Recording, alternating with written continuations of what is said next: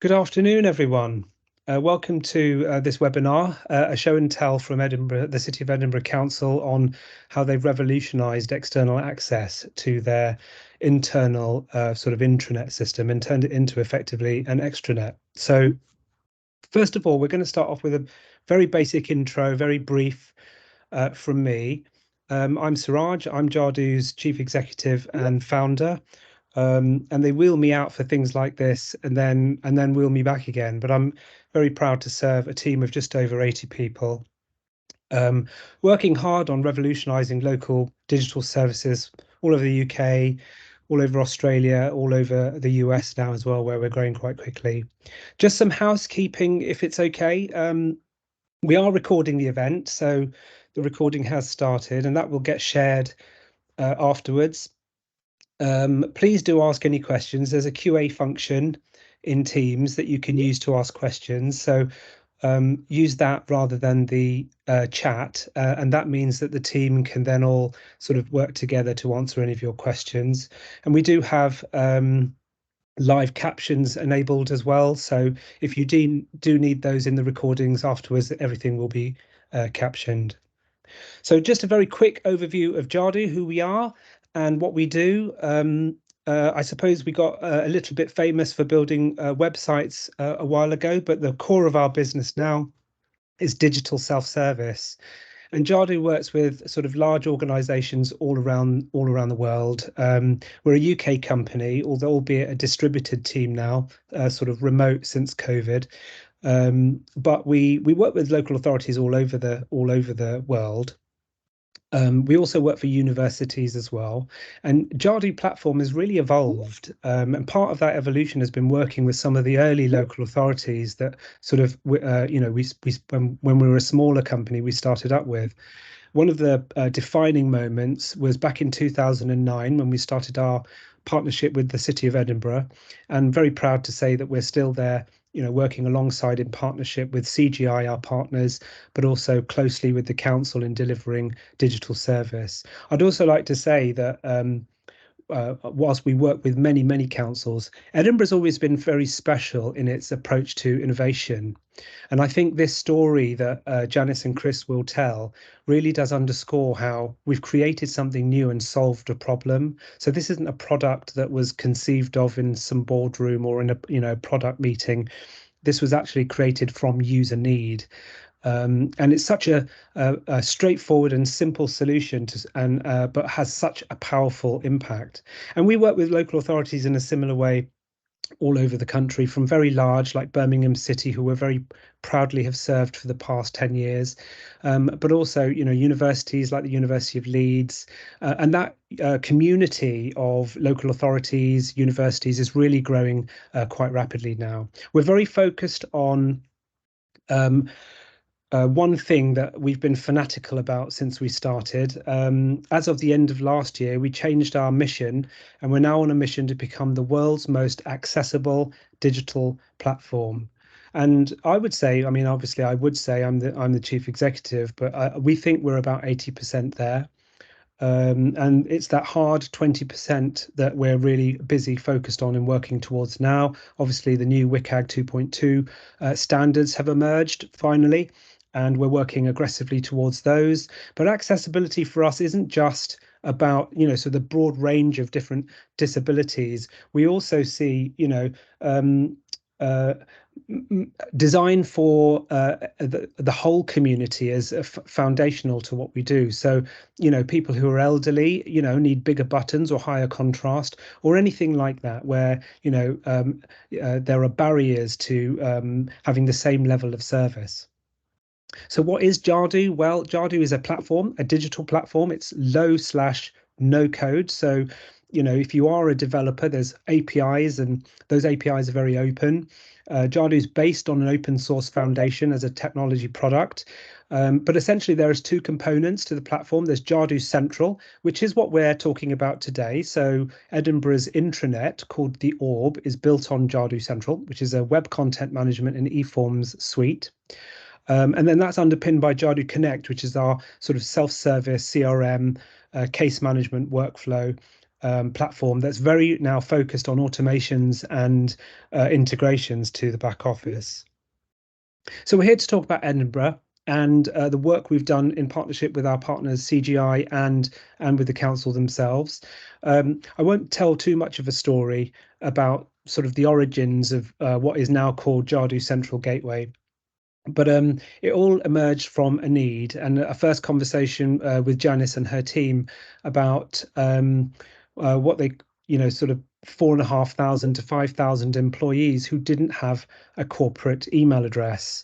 And the challenge was, how do they get access to, the same level of access as an employee with a Microsoft account, for example, who would have access to the intranet or, have access to all the tools that the council makes available to enable employee productivity, even things like policies or digital services like forms to fill in, or even expense applications, the very basic things that frontline workers perhaps, and it seems very commonly inside large local authorities or in even large organizations, those people don't have access to those because the cost of providing those accounts, those email accounts, is so prohibitive. So what simple solution can you do to provide external access? And that was the ask from Edinburgh. So we got busy with our colleagues at CGI and with the team at Edinburgh, and we co-designed a product which we now call Gateway, which fits into their intranet infrastructure. So I'm just going to play a very brief video. It's about 4.5 minutes long, but it does kind of do a demo, but it also tells you a little bit about the work we've done as well. So I'm just going to hit play.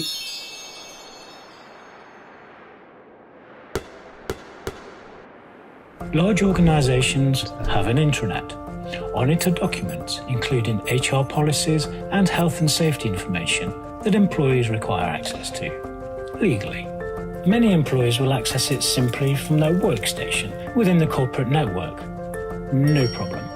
Some employees, however, frontline operatives in transport, cleaning or catering, for example, will not use a corporate email address, but they still need access, right? Jadu Gateway is the solution for large organisations that want to provide their teams and employees with secure access to important information and forms wherever they are, even if they don't have a corporate email address, removing the frustration and legal issues many organisations may face. A quick gateway overview looks like this. Intranet pages are exposed to the web, but content requires a login, plus two-factor authentication. Manage IP address ranges to access the intranet without the need for logging in. Invitations to access the intranet are managed in the control center. If not actioned within a reasonable time period, invitations expire. Users can also be temporarily disabled to prevent access.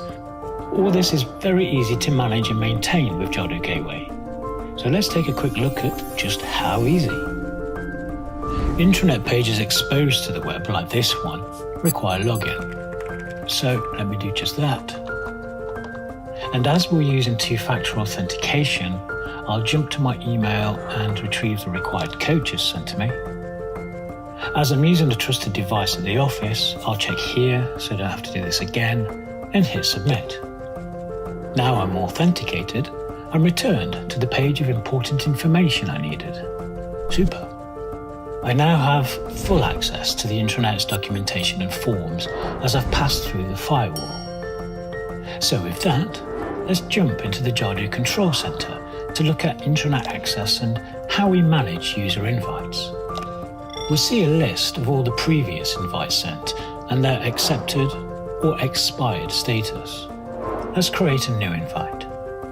We're presented with a simple form to complete to add our new user, and we can see our new invite and their pending status. Looking again at this invite, we see the basic data, including when the invite expires, and through the Actions menu, we can disable any user because they're on sabbatical, for example, or delete them because, well, we can also resend the invite should it expire, meaning the user will receive a new invite email, asking them to complete their registration. Simply asking them to create their new password, which in turn logs them in straight away. Easy. With individual user invites demonstrated, let's look at the bulk upload option. Put simply, we can upload an already completed CSV file. In the Actions menu, we can download an example to help get us started with that, which matches your chosen preferences. Let's choose the file, add a notification email. I'll use mine, so if the import does fail, I'll get an email highlighting any validation issues, for example. And with the Previous Imports tab, we have an upload history for the administrator, should they need it. So, with invites to users without a corporate email address completed, let's turn our attention to IP range access. So here we have the ability to define or set up our IP ranges, so users instantly bypass any authentication, in effect creating a whitelist, of which we can have as many as necessary. It's that straightforward. With single user flow and IP restriction flow covered, here ends our quick demonstration. Unlock the power of secure intranet access with Jadu Gateway.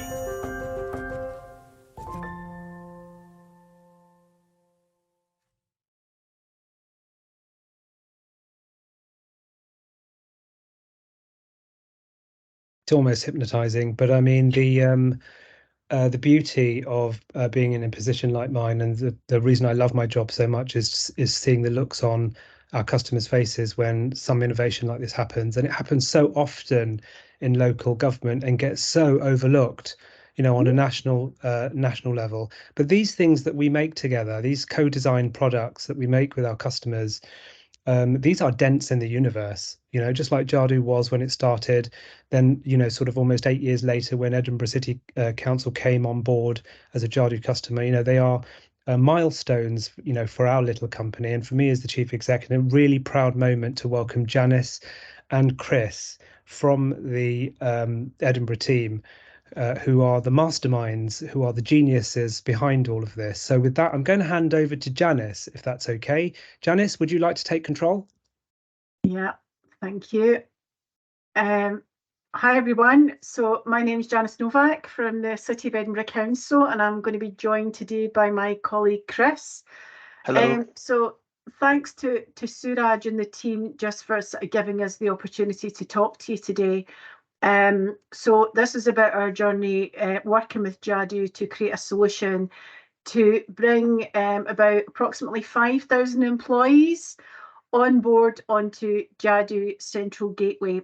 So bear with me while I try and work out this technology, but I'm hoping you can all see a slide now that says what we've done so far. So just a little bit about me and my team. So we're a team that's got a very fancy name. We're called Operational Excellence.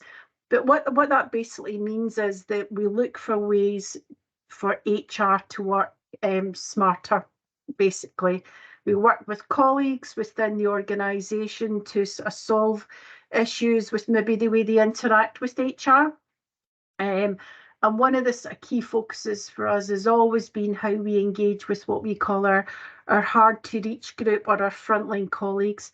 And as you saw from the video there, that this is our catering colleagues, our cleaning colleagues, our waste operatives, our gardeners, all the people that don't need an email address to sort of do their day-to-day job. They need the tools to do their job, but one of the tools that they don't need is an email address. So since I sort of joined the organisation about 7 years ago now, it's really been something that I've been quite passionate about, is how we bring this group of colleagues who aren't digitally enabled by the council into the fold and get them engaging with HR and the services that we offer. So some of the things that we've done so far, and it was just to sort of give you a sort of high level overview of this and just what it means to us is, and actually for us it was a huge achievement, is using people's personal email addresses. We've been able to give them access to e-pay slips, which was a huge step forward for us, because as you can imagine, what we've had to do, and if there's people from local authorities, you'll probably feel my pain here, is we had to send these pay slips out to people in their depots. So one of our key initiatives that I'll come on to in a little bit strategically is that we want to be a clean council, we want to be a green council, so reducing paper whenever we can is a key driver. Another thing that we've done recently over the past few years is really streamline how we operate as HR. So we've moved away from having about 50 dedicated HR mailboxes to using a customer records management system where we can now see the demand for HR. And we've been able, again, through using their personal email addresses, to get our frontline colleagues access to that. We've also got them access to a cloud-hosted learning management system, which is a great achievement for us as well. And also working closely with the comms team, who have been really sort of the champions as far as really trying to push the agenda on getting all employee access. They've been working with us as well, and we've been working with them to make sure that colleagues now get these colleague newsletters delivered. So all of that is all well and good, but again, this is all part of a story. So giving them access to certain things, but still the end goal is getting them access to the intranet. So just a little bit about the problems, the operational need for change, what it really meant for us as an organisation, and hopefully I'm not going too fast for everybody here, but really we had tried as an organisation to engage, as it seems to be the word at the moment, but engaging with our frontline colleagues, sort of hearing from them, letting them know about initiatives, letting them know about policy changes and things like that. But it's very, very difficult because by the very term hard to reach, they are hard to reach. So bringing people who work remotely into the organisation, then you've got to arrange a time for it. Locality managers have to bring people in for meetings. So really, by the very nature of it, they are hard to reach. Also, what we're maybe finding as well is that people will hear things from different managers. Maybe they're not hearing the information at the same time. Maybe they're not hearing it at the same way. We wanted to avoid that. As all of us who went through the past 3 years realised, COVID was a really big change for everyone. But for us, what it meant was that government legislation, even some of our internal documentation and guidance was changing hourly. Sometimes it was definitely changing daily. And what that meant was that we were having to update our intranet. And then we were having to update our internet site, so our edinburgh.gov.uk site. And the reason for that was we had to make that information, that guidance available to our frontline colleagues. So because they didn't have access to the internet, some of my team were having to do it twice. You were having to put it here and you were having to put it there. And that was a complete and utter headache because you were thinking, have I done it? Did I do it? When do I need to do it next? So it was really, really important that our colleagues, no matter who they were, where they worked, got access to the same information, the same correct information at the same time. So that's, from an operational side of things, just not sustainable. So we really wanted to address that. So another, the key driver, of course, more than anything else, is that we engage with our frontline colleagues. They hear about our wellbeing proposals. They see the policies that we're producing. They can read information about their pay and their benefits, and they get a chance to take part in whatever else anybody else is doing. So that's just a little bit about the operational need. The next slide is a bit more about the sort of strategic need for change. So as a council, we've got a number of business plans, as you can imagine, but we've got 3 strategic priorities that are going to be really shaping our work. So it's creating good places to live and work in Edinburgh, taking local actions needed to end poverty in Edinburgh, and working to deliver a net zero city by 2030. So to meet those priorities, our council business plan has identified some outcomes and objectives that we're working towards as services that we want to deliver.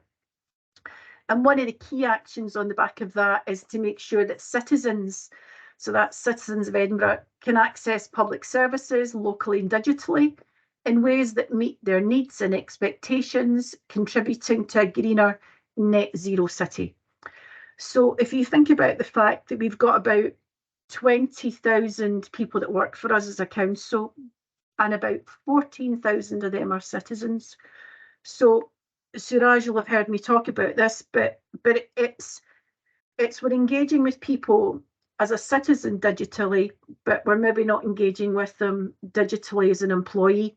So there's always, I think, maybe an assumption that people that don't have access to IT, and this is a big assumption, maybe don't know how to use it, or they don't use iPads, or they can't use smartphones. So we did a bit of sort of a deeper dive into that, and actually a lot of our frontline colleagues have got smartphones.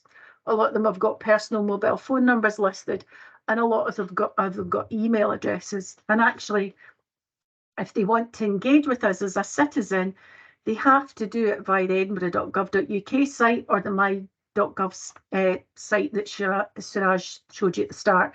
So we just wanted to get rid of the assumptions that people actually don't know how to use IT. So another sort of big driver for us that you can read yourself maybe from the slides, but obviously we've got another sort of few sort of strategies. So our digital smart city strategy sets out our aspirations for how we want to develop our services. We've got a future work strategy, which sets out a vision to an approach for creating modern working practices. And a key principle of that is that we want to create conditions for success, in particular around providing the right technology and training. So as I showed you earlier, we've made some inroads into providing the training for everyone. We've given them access to some other solutions, but we still couldn't give them access to the internet. And again, our digital print and mail strategy really focuses on this key driver for reducing our carbon footprint. And the one that's probably most important for us is the people strategy one, which commits to transform services and really bring our employees into the fold. So increasing colleague and manager engagement and just allowing our employees to help us by getting things right first time. Something else that happened, so just before I come on to this, a final point here about the independent inquiry and review, all of these strategies really helped me write a business case that had meat in it, if you know what I mean. It allowed me to add facts and figures, real life stories, and real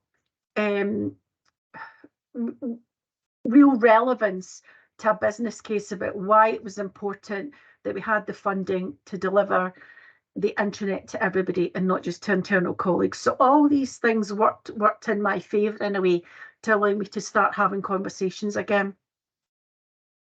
But something that did happen was the independent inquiry and review, and that really gave me even more sort of evidence to say this is really important. This is what an independent inquiry and review has found out, that really we need to bring our people into the organisation physically and psychologically.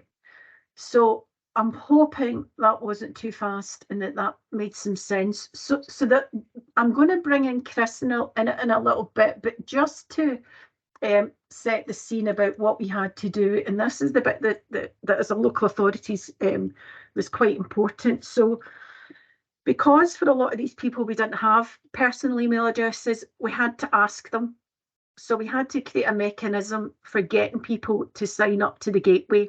That's one thing to be mindful of if you're a local authority and you don't have those details, or you might have them and you might not be using them for the reason you want to use them for. So we had to go through a consent process.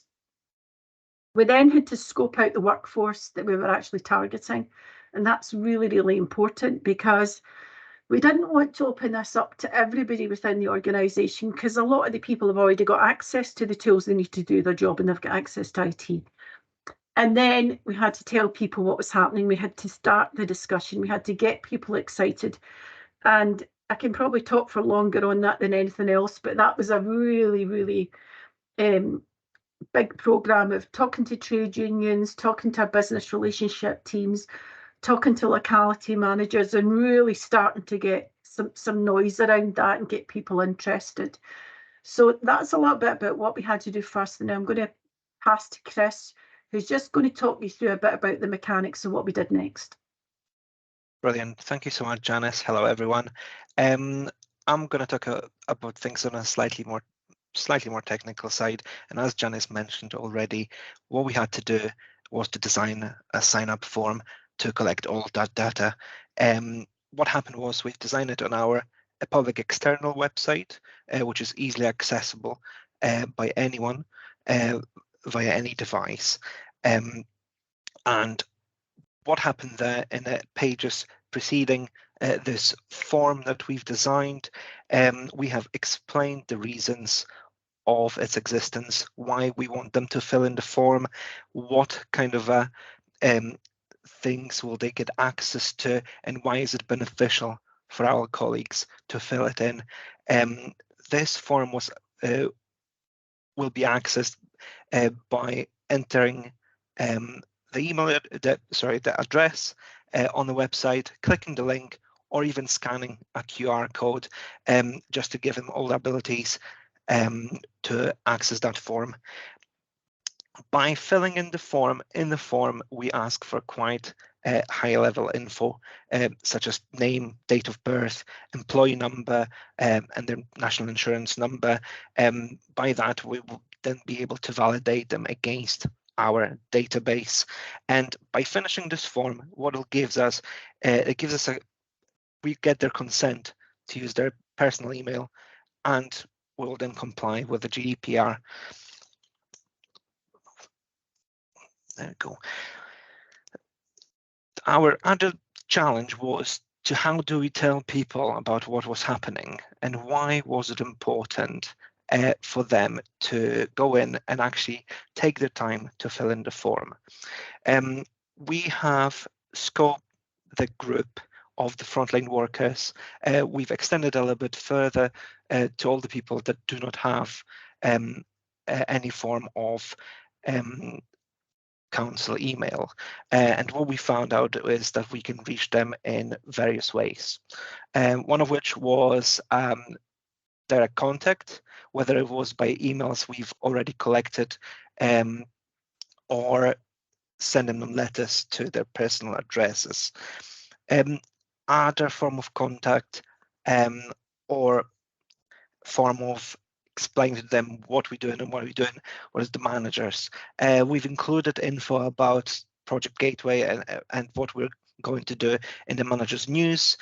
We have held official meetings with managers to explain why this is so crucial, that will cut the amount of questions they will receive from their employees, and help them maneuvering throughout our own organization a bit better.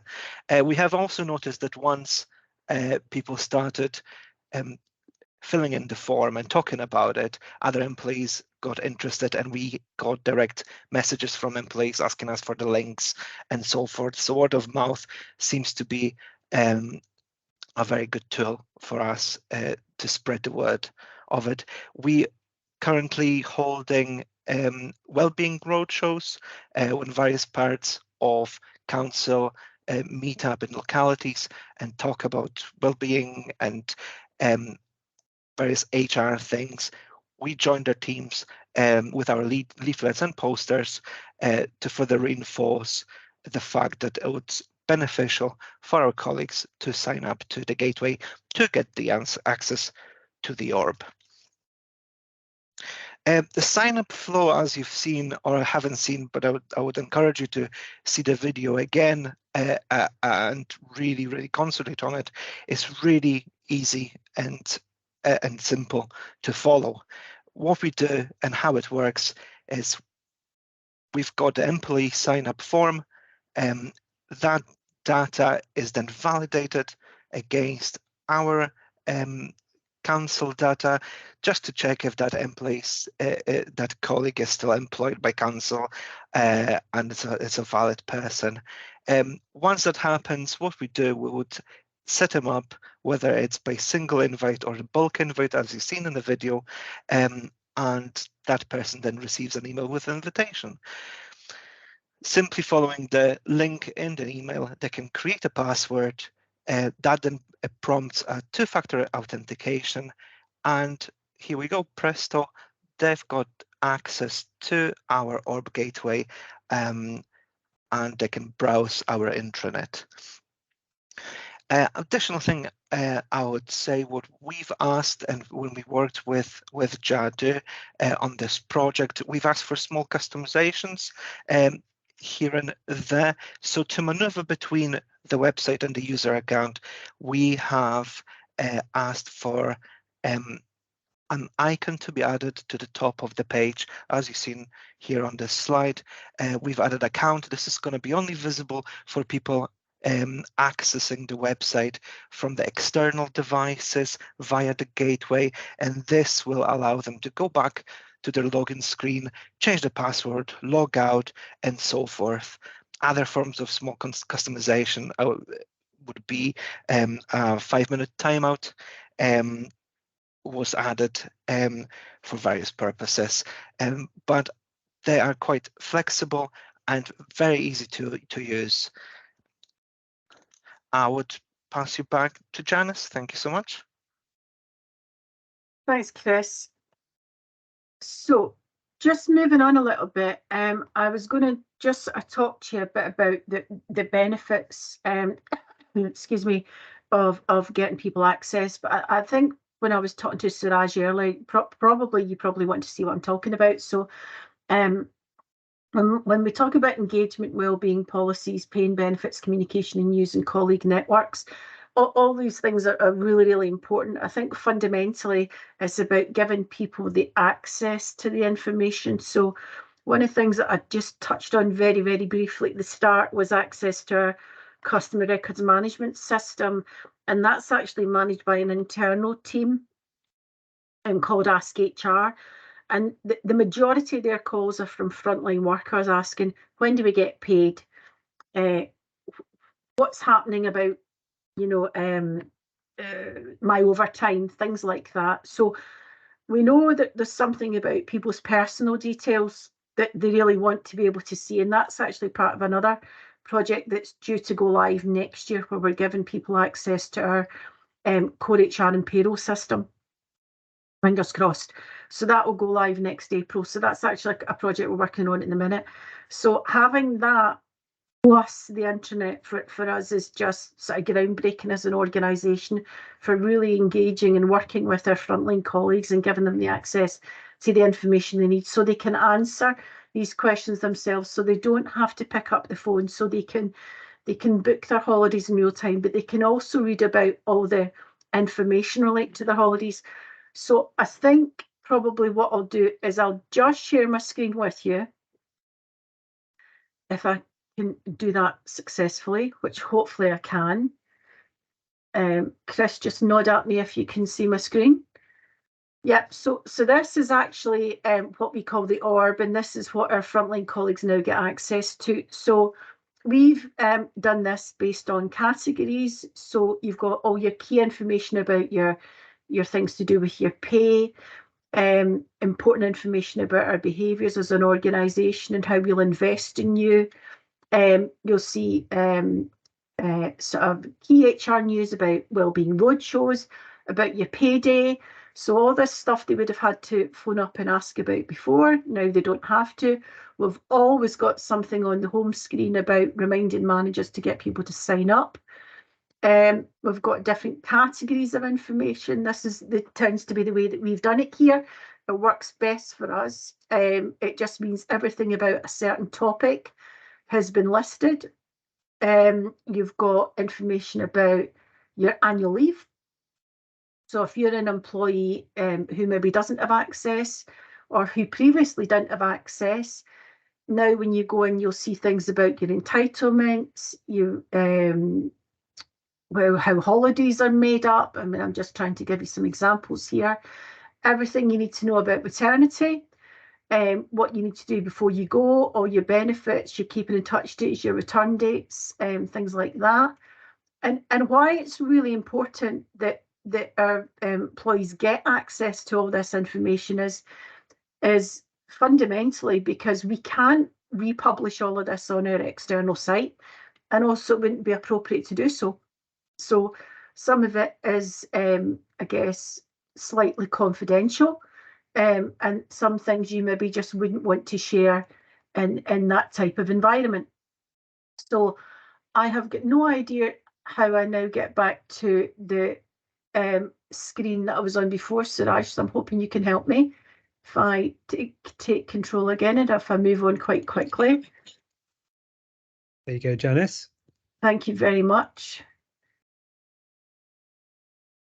So yeah, so I just highlighted some of the benefits there, and if you can all see that benefits slide, Chris, yeah. So yeah, for us, I mean, really important, people can now see all the information about their pay and the benefits, and then come next year, they will actually be able to log into the system where they can see that their physical pay on our HR and payroll system. Policies, really important, everybody's hearing the same thing as well, and they're all reading the same thing, and they're not getting that misinformation that I spoke about at the start. So I'm conscious of time as well, so I'm just going to go on to the final slide and just give you a bit of a summary. So we have got about 4,000 people in scope, and we've had about 1,400 sign-ups in the first 3 months. So you might think, oh well, you know, that's not even quite half. That for us is great. This is a group of people who are very, very difficult to get to nail down or talk to or communicate to, and actually that for us is a great achievement. We're quite happy with that. So some of the things that we're still doing as far as the next steps are, some of the rest of the team are actually going out and speaking to frontline managers, so the managers of these teams, and they're really highlighting the importance of it. Everywhere we go, we've got a poster with a QR code on it, where the team are really sort of taking people through things, telling them the benefits, telling them what they can get access to. So every opportunity that we can, any communication that goes out from our chief execs, we've had it mentioned at committee. So actually for us, that's really quite good. We're quite happy with that. And I guess what it means is Chris isn't inundated at once as well with lots of queries and comments. But that's the one thing I will say to you, since we went live, I think we've only had a handful of questions about how does this work? What am I doing? And that was actually due to one of our managers sending out the wrong communication. As far as people getting access and it being used, Chris, I think you'll reiterate, we've not had anything really, have we? Yeah, so Chris is nodding his head. So yeah, so currently I think, as Chris is saying, we're still getting about, you know, up to 70 people a week signing up. So yeah, so thanks to Suraj and the team. I think from our perspective, we're delighted. Oh, thanks, Janice. It had nothing to do with me, but and all to do with you, with our partners at CGI, and obviously the development teams at Jadu. We do have a few questions actually, just in the last few minutes. There was one that I answered already, but Ailey is asking, is data validation automated or manual? So this would be I guess the employee registrations. Yes. Is the validation of that automatic or is it manual? Yes, the validation at the moment is automatic and comes in as a report. However, sorting through the data and transferring into bulk upload sheet is a manual thing that is done. We decided to do it weekly. Obviously, you can do it whenever you create your reports, but for us, it works really well weekly. We have included that in the summary of how the process runs. So all the colleagues are aware that it's a week-long process before they get an invitation. Yeah, thanks, Chris. I mean, one of the things that, because you were very mindful of not having the floodgates open on day one, and you did a really nice job of sort of doing a soft launch / beta to a certain number of users, didn't you? Could you tell us a bit more about how, you know, sort of the change management was managed? Correct. So what we did, we've planned out the launch of Gateway, when we've had a control group first to see ins and outs of it. The control group were just members of the team that were trying it out and seeing if the live version works correctly. Once that was signed off, we've divided our scope into groups, and we are quite a big council. So what we did, we decided that cleansing operatives will be head first, and if they're bite, see how big of a percentage we're going to hear from, and based on that group, we would then decide how big of a release group we're going to use next week, and so forth. So we kind of played it a little bit by ear, but it was quite planned by ear. Yeah, and I suppose that gave you an opportunity to iterate as well, didn't it? Yeah, absolutely. Yeah, I think it did, Suraj, and I think what it also meant was that some people were rather impatient, because word did get round, like we said, and they wanted access before. So, but we stuck to our guns, and we just did maybe about 500 a week or something. I think it was round about that. So we got people on board fairly quickly, but it was seamless. I mean, I think that's the thing. It was really quite easy to manage. I mean, Chris did a great job of sort of getting everybody signed up, but it was, as far as getting any feedback, I'm always of the opinion that if you don't hear anything, that's good news. It's when you start to get lots of questions and comments that you think things aren't working, and we just didn't get that. And it turns out that our scope was actually a little bit too small. There were more people that would like to have the access. Let's say people on maternity, or teachers throughout their holidays, they would like to have the access to the intranet, which do not have sometimes because they leave the devices at work. So yeah, that opened up quite a bit for us. Yeah, it helped us quite a bit with reducing the calls to our Ask HR team. I suppose one of the things that helped that is one of the key needs that you identified when we were doing discovery and personas is the need to remember devices. So we used a similar process to Amazon, didn't we, with one-time passwords, and then a little button that you click during the sign-on process that means that your sign-in is remembered on your device. Yeah, we did. It's just focusing on the user right from the beginning. That is correct. And even if you click it by mistake, and this is a trusted device, there's a timeout, the 5-minute timeout that is implemented as well. So there's a lot of precautions we took to make sure that people can log in, but also not stay logged in forever. Yeah, and I think, Suraj, that's probably a key point, because again, thinking about the population you're dealing with, and you can come up against people saying that population don't use IT, or they're maybe not as digitally aware as others, or they won't understand 2FA, or they won't know what to do with this. We got none of that. People have to use, well, that's a big assumption there. A lot of people use internet banking. They're used to two-factor authentication for things. They're used to passcodes. So actually, that side of things was seamless. I think what we don't want to do is not move forward because there's an assumption that because this group don't have IT currently, they can't use it. So we were quite prepared to sort of push back on the challenges, but actually, as it was, it wasn't an issue. Just wasn't an issue for us. So we're hoping, fingers crossed, when we go live with the other product next year, that it'll be as seamless. That would be wonderful. That's a big HR platform that's going in at the moment, isn't it? Yeah, our new HR and payroll system. Yeah, so that's currently what Chris and I and the rest of the team are working on. So that to us will just be amazing. A complete package for our frontline colleagues. Like I said, they'll be able to see the policy, and then they'll be able to put the policy into practice. So it'll be great.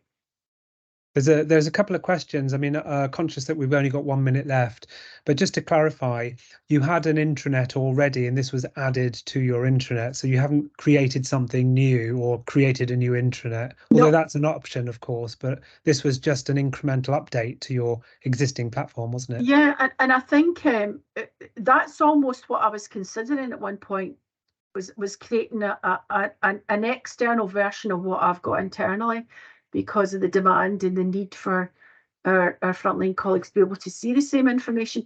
And it just wasn't feasible. You just don't want to have to duplicate, and then you think, have I updated that? Have I not updated it? So So that was imperative that we just created once but could use in multiple ways.